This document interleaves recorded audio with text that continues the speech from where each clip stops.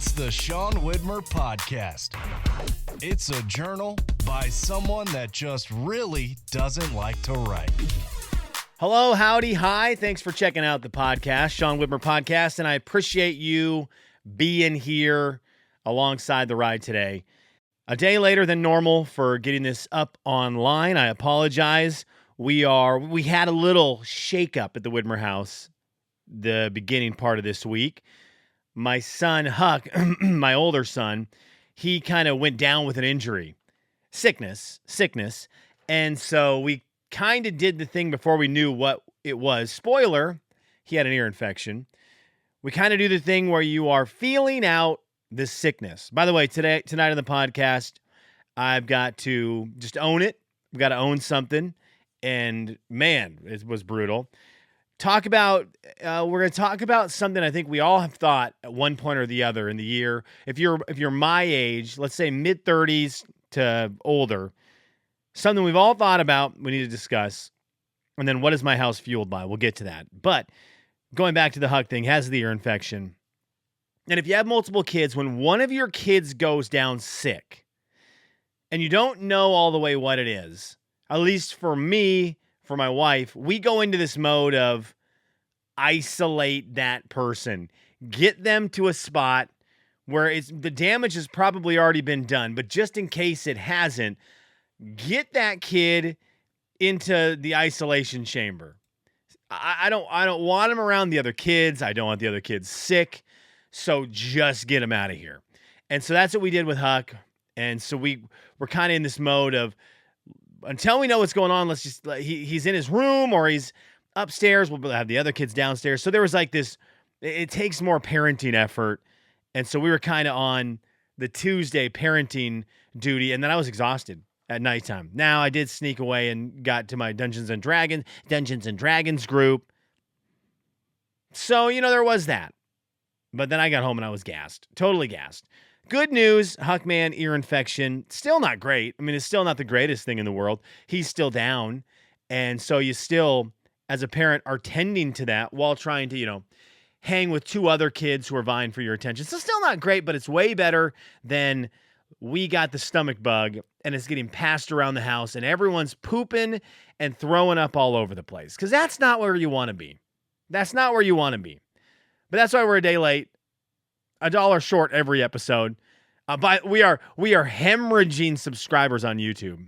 So if you are a YouTube user and you've never checked out the podcast over on YouTube, I don't even know what the podcast is. It Bommarooski? Let's see. I don't even know how to describe. I don't know how to promote it. Yeah, it's Bommarooski. YouTube.com/Bommarooski. If you go there, just one person who only listens on Spotify or Apple Podcasts, where most of the listeners are, about 90% of the listeners are on those two platforms. Just go over to YouTube for my own benefit and just go to youtube.com/Bommarooski, subscribe to the channel, and then you never have to go back again, ever. But it will soothe my soul for the hemorrhaging of subscribers that is happening right now over on YouTube. Okay, there's my pity party. Let's talk. I had a night Monday night. Oh my gosh. Before we get into real depression, real actual depression, let's get into momentary depression. Monday night basketball rolls around. And I kind of was going back and forth on, am I going to go to basketball or not? Because Huck was that was right when he was starting to go get down and out. So we get him to bed. Hoops is at 8 o'clock. We get Huck to bed at 7, and I'm like, okay, well, let's monitor this. Because if he's down in a bad way and there's vomit, we're going to be up all night cleaning up. So the first hour, he doesn't even move. And my wife's like, I think he's good. Go. And I'm like, okay, are you sure? She's like, yeah, go play hoops. So I get out, I go play hoops.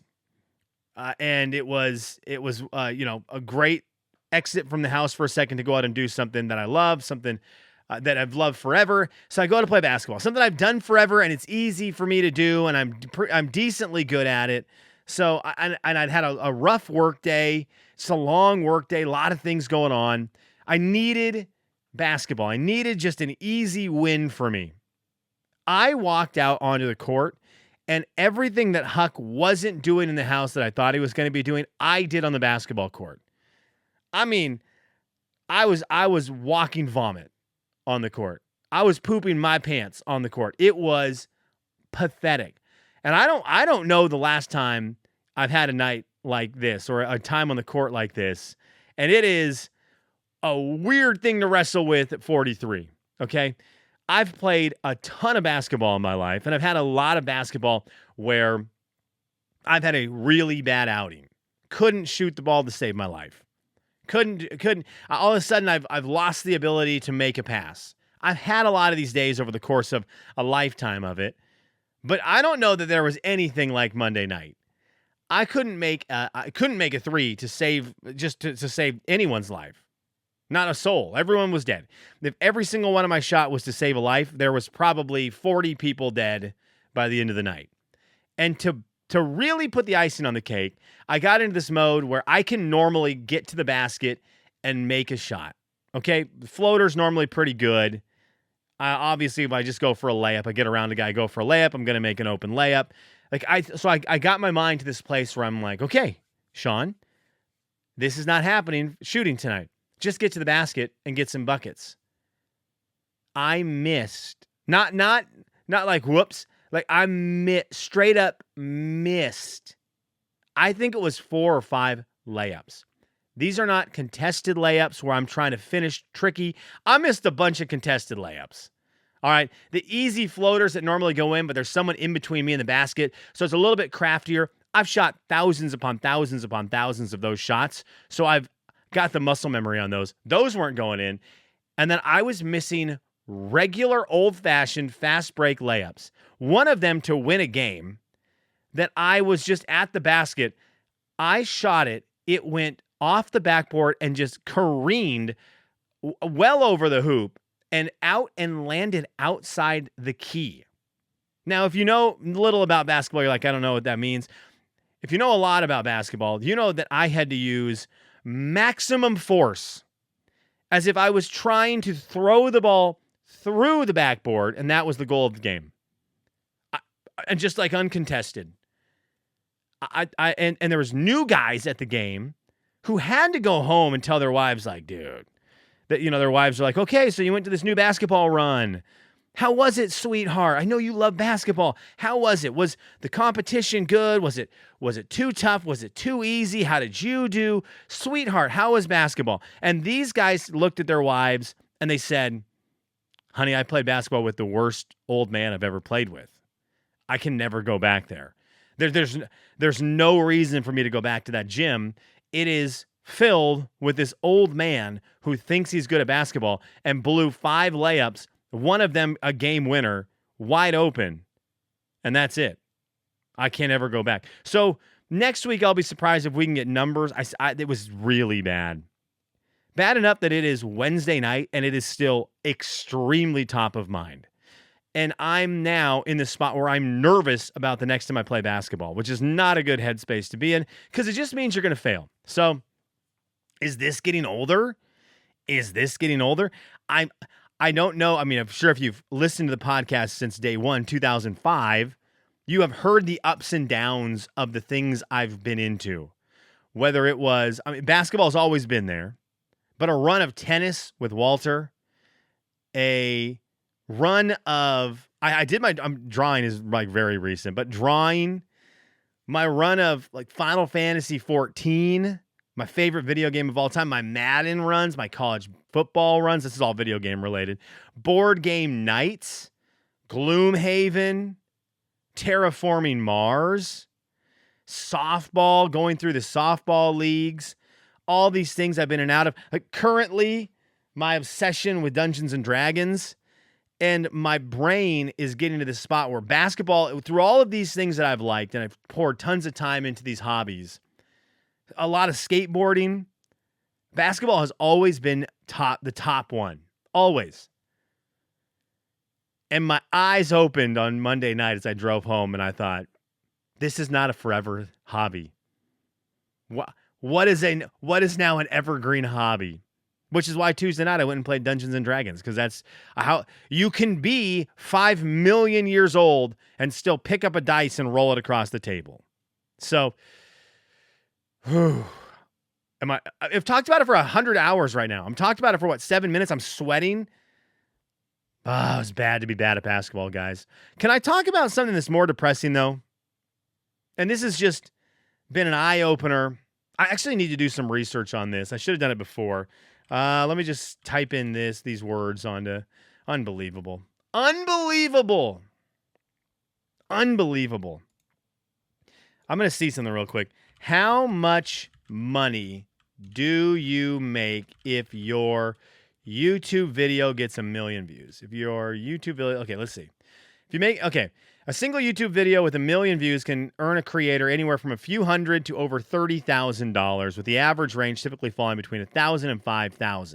All right, so that's, if you get 1 million views in a video, you can normally get, let's say, $5,000, $3,000, $5,000 for that video. That's crazy. That's awesome. That's insane. What if you get to 10 million? 10 million. 10 million. You are in between $12,000 and $60,000, okay, for one video. And this is where the problem is. This is where the problem is, because I ride in the car every day. Well, not every day, but 4 days a week, take my daughter to school. It's on my way to work. So I drive Olivia to school and I head to work. And it works out great. Sometimes I take the cousins to school. They live close. And so the cousins will pile in, and I drive the 3 to school. And then, it's a wild time. It's a wild time. My daughter's really into Michael Jackson right now. She loves the song Smooth Criminal. I don't know how that happened, but she loves it. She's obsessed with it. So that's what she picks. But as we're going through the rotation, my daughter will eventually get to Smooth Criminal, and the 2 boys in the car say the words that lead me to the search on Spotify or YouTube, whatever we're using, that make me so mad every day. And it's not content related. It's not like, why are we listening? They'll say, can we listen to the poop song? I think the one they listened to today was like something like, if you poop, it feels like a poop and it smells like a poop. It's ridiculous. It's ridiculous. Okay. And they're singing it top of the lungs in the backyard. I'm sure that my sister-in-law and brother-in-law are both so mad that I'm letting them listen to this on the drive to school. But you know what? Hey, that's what we do in my car on the way in. They get a little taste of Michael Jackson or Forrest Frank, but then, we will dive into the kids' world because it's what the kids want. And all I can think is, all of us as kids who are my age sang about poop nonstop from the ages of 1st grade to 6th grade. And I know that you're out there going, oh, not me. Not me. I've always thought poop was dumb. What are you? Get out of town. You missed out. You missed out, and you need to go back to school and dive into the world of poop, because the world of poop as a kid is fantastic. It's awesome. The world of farts and poop is a magical land to live in as a kid. I mean, I'll be honest, sometimes as an adult, it's a magical land to live in. A good, well-timed fart is still hilarious.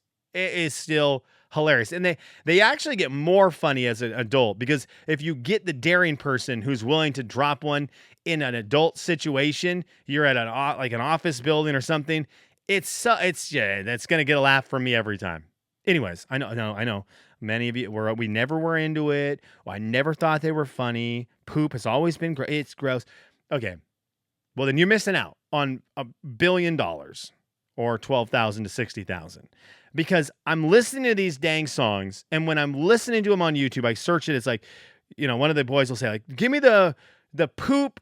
Let me look at what the search is. Can I look up the searches? Can I see what some of these songs were called today? Okay, here we go.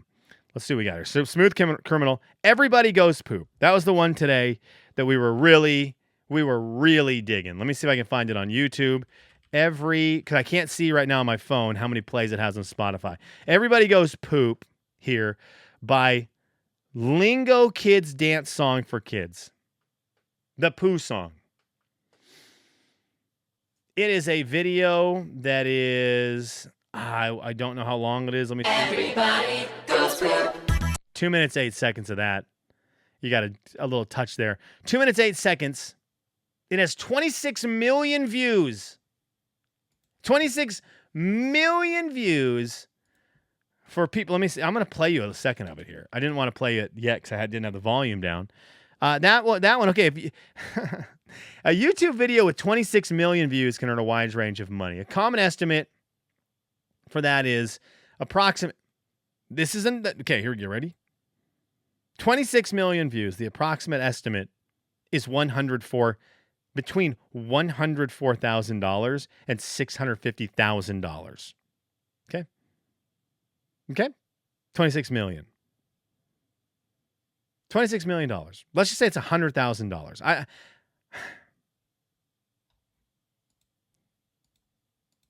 Everybody goes poop.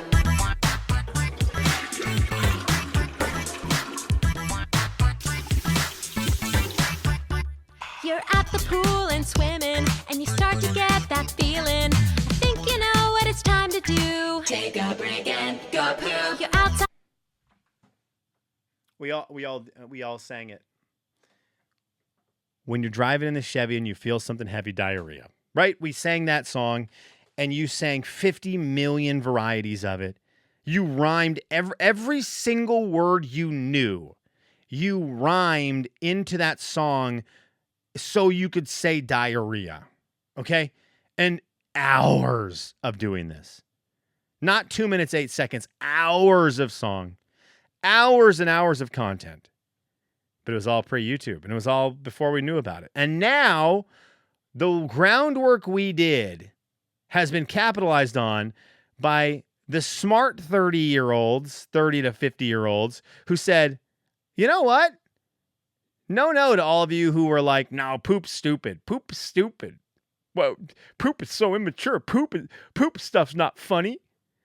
Okay, well, they're laughing all the way into their brand new $2 million house. How is your 800 square foot shack on someone's property is what they're saying to you who are like, nope, poop's not funny. How is it? How is it? How is the top ramen tonight? They say to me as I look up on the hill to the magical house and say, it's fine. How is your manner fueled by the poo song? It's great. What a miss. You want to talk about depressing? Everything we loved as a kid in that world is just making bank for the people who are smart enough to never let it go. Knowing that just a little bit of Peter Pan in these people, right? A little bit of Lost Boys, a little bit of Neverland. We're out here Peter Banning, right? We're out here as Peter Banning. We're like missing our kids' sporting events because we're so in on working on the spreadsheets and, putting in some overtime hours, picking up some shifts because we got to make that money. That extra money that's really going to change everything. And, Peter Banning out here is just missing soccer games. Meanwhile, Peter Pan is on top in the mansion on the hill, and he's like, I'm going to write a song about poop and make, $10 million. Is that cool with everyone? Everybody goes poop. I jump and rope, and you think you gotta go. I think you know what it's time to do. Take a break and go poop. It's not even creative. You're outside jumping rope, and you think you know what you gotta do. Take a break and go poo. It's not even. All right, we beat the dead horse. I'm just bummed about it. Kelly's, what are you into? Don't talk about... man, when I was doing the morning show, people would be like, you don't talk about poop. I shouldn't have talked about poop on the radio. I shouldn't have. I should have been smarter and told Kev, look, I know Jay doesn't love it when we do poop stuff, and neither do all of the moms listening right now. But if you and I take a moment after the show and we record a song about poop and put it on YouTube, we could make $1 million each with one 2-minute, 8-second song. If you, I'll fart my own song real quick, or fart my own horn, excuse me. I'll fart my own horn real quick, okay? I'm pretty decent at making jingles and songs. I'm okay with it. I probably made an hour to 2 hours of different songs over the years for the Jay and Kevin show. None of them about poop, and none of them on YouTube. Wasted energy. I funneled it in the wrong direction. All right. What am I into? Hey, I just got to say, parents of kids out there, doctors, foodies, what's going to happen to my children when I tell you that truly we are single-handedly keeping the banana industry afloat? It is smoothie companies and the Widmer household. That's it. That we are single-handedly keeping banana plantations across the globe supported. We got a bushel, a bundle, a bunch of bananas. We got a bunch of bananas today. I think there were 7 of them.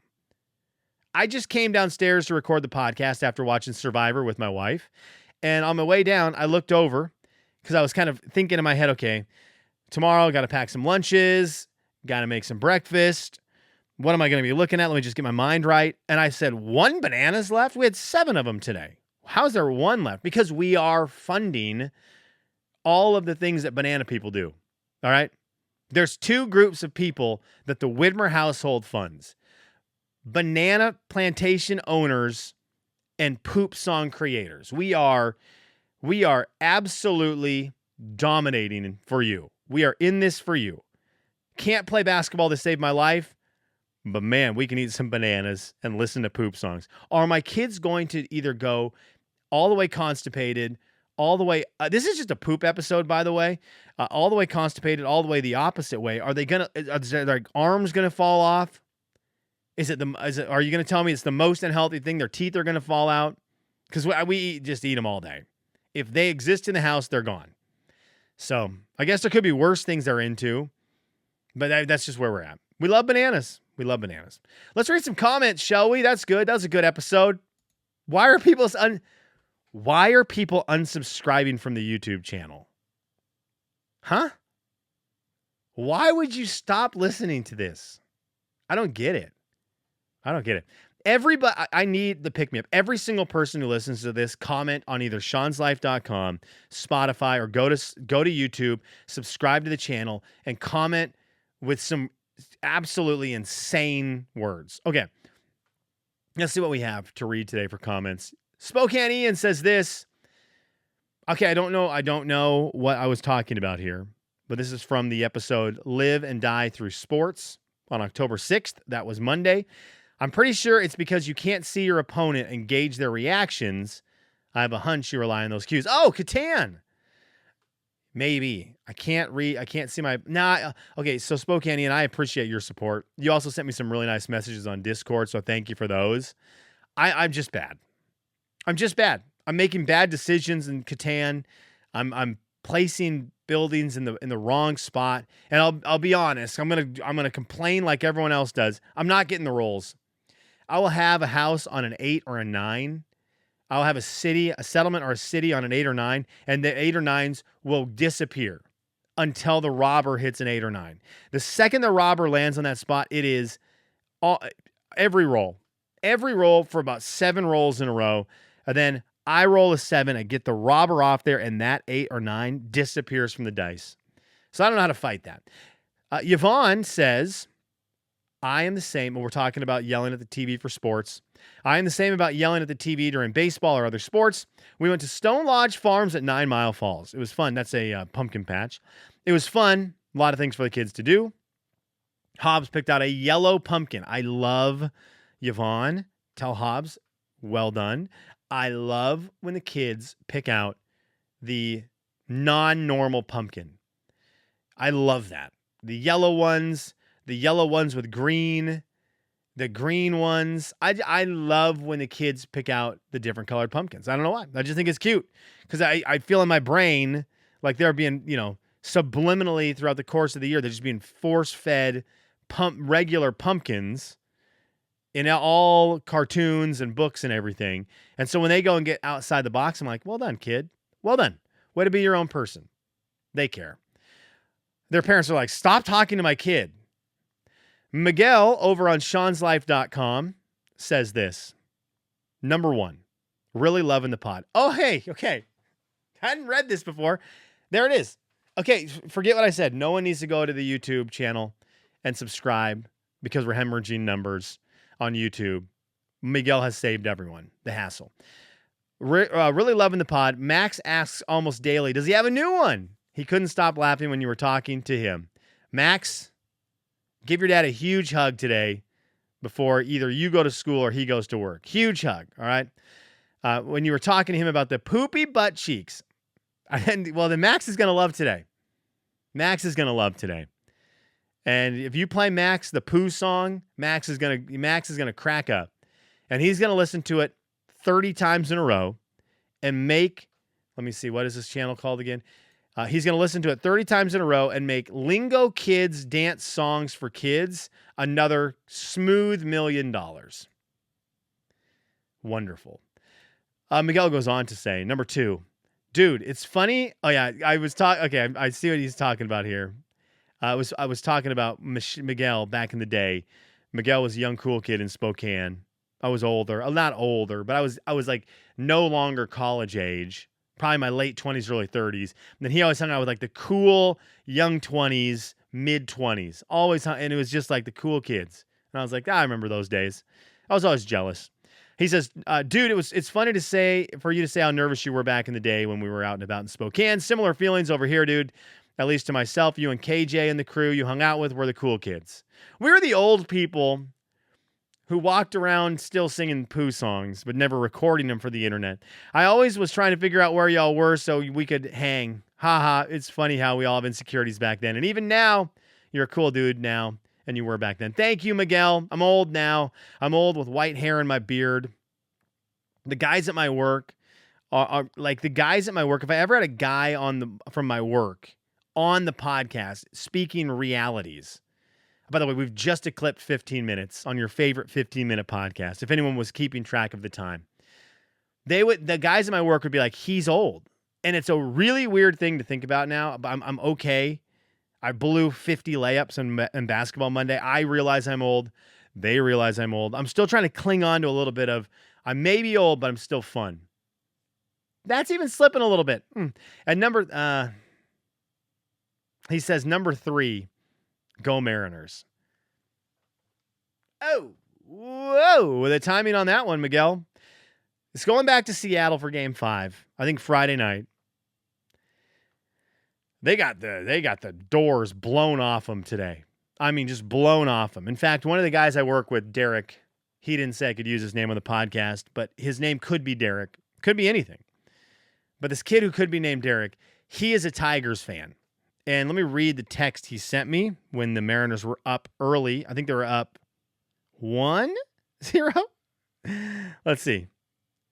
He said, at 3:48, the game had started at 3:08.